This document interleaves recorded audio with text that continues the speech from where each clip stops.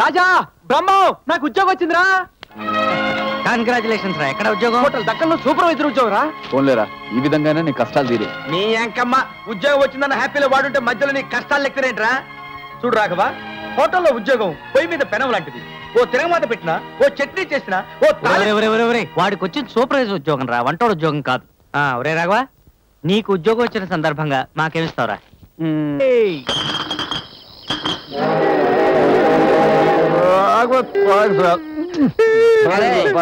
Soda లేకుండా బీరిస్తారు నువ్వు.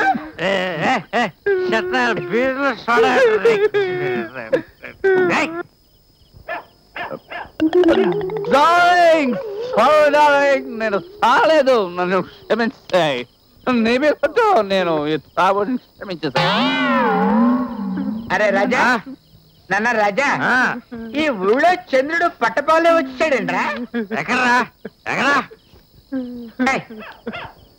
రే పైకి చూస్తానంట్రా, తలకాయ ఉంచుకుని కింద చూడు. అది చంద్రుడు కాదురా, సూర్యుడు. ఈ తాగుబోతు మాటలు నా దగ్గర చెప్పకండిరా. అరే సుధా, నువ్వు శ్రీదేవి తర్వాత లెక్చర్ గారు ఇక్కడ రారా. నువ్వు నవ్వుతానరా నువ్వు? అరే అది సూర్యుడా చంద్రుడా? కరెక్ట్ గా చూసి చెప్పరా. కరెక్ట్ గా చూడు. అది సారీరా, నాది ఊరు కాదు. అయితే కరెక్టే. నువ్వు నవ్వరా బాబు, నువ్వు నవ్వరా బాబు, నీ పుణ్యం ఉంటుంది. నీకు దండ నవ్వగరా బాబు. ఇలా పట్టానండి. నేను స్టడీ, నేను స్టడీ. పూలకు పగిలిపోతుంది, జాగ్రత్త. మరి ఎప్పుడైనా స్టడీ రే, స్టడీ ఎవడైనా study. Loss is the loss for love.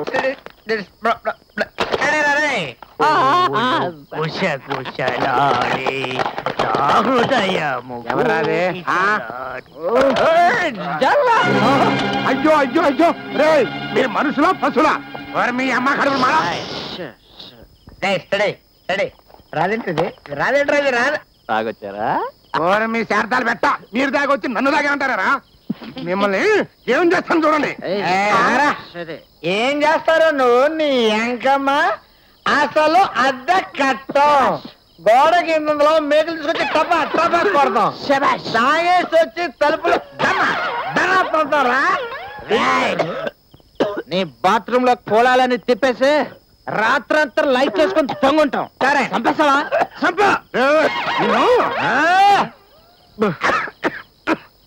ఈ టైంలో ఇక్కడికి నువ్వెందుకు వచ్చావురా?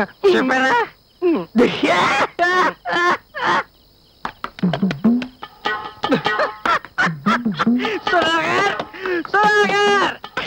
అంటుంది నేను. నువ్వెందుకు వచ్చావరా అని అంటుంది నువ్వు. ఇప్పుడే ఇప్పుడే వచ్చాను అంటుంది నేను. ఇప్పుడు అన్నయ్య పీకుతా పీకుతా. మేము నలుగురు నీ ఇంట్లో ఉంటాం. నేను పెద్ద షోలో పూర్తి చేసిన ఆడుస్తున్నాయా. నువ్వు టోటల్ గా పెద్ద వీపీవి కాదా? కాదే కదా. రేషన్ షాప్ లో షుగర్ దొంగ వస్తుంటే నీ భార్యలో ఎందుకు అంత షుగర్ దాచుకుందా? ఆకలా అమ్ముకున్నాలా? తీరా బయటికి మీ అందరినీ ఇప్పుడు కాదురా, రేపు పొద్దున్న చెప్తా. ఒక్కొక్కడిని పచ్చడి కొట్టినట్టు కొడతా. ఏంట్రా నువ్వు కొట్టేది? మేము కొట్టలేమనుకున్నా. పడుకోలేని పడుకో. కుదరలేదురా. సాగున్నారు కాబట్టి ఇప్పుడు వదిలేస్తాను రా. రేపు పొద్దున్న చిన్న తర్వాత కానీ నా సంగతి తెలియదు మీకు. వెళ్ళిపోతున్నారా? వెళ్ళిపోతున్నాడా? వెళ్తే వెళ్ళలేరా మనకని లెక్క. మన గదాన్ని తీసుకెళ్తున్నాడు. స్టడీ అందరూ ఫాలో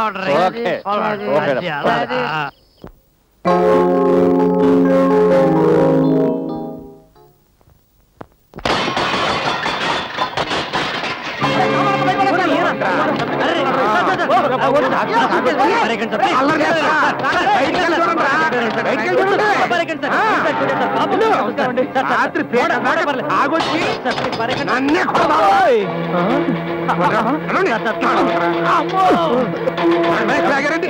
క్షమించండి. మీరు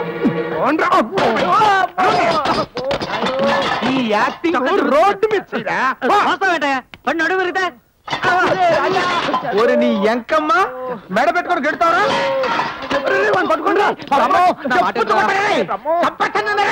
వంటింటూ పచ్చడి రూపుకిన నాయాలవి నువ్వు కూడా నా మీద రెచ్చిపోతావంటరా?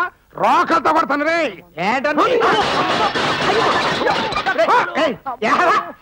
ఏంట్రా ఈడు పంపించేది? మన పద పదరా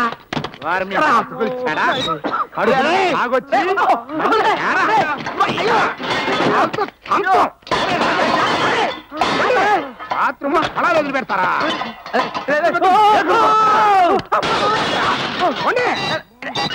ఇప్పుడు బజార్ను పడ్డారుగా పిచ్చోళ్ళు అనుకుని ఒక్కొక్కరు చెప్పులు తీసుకుంటారా?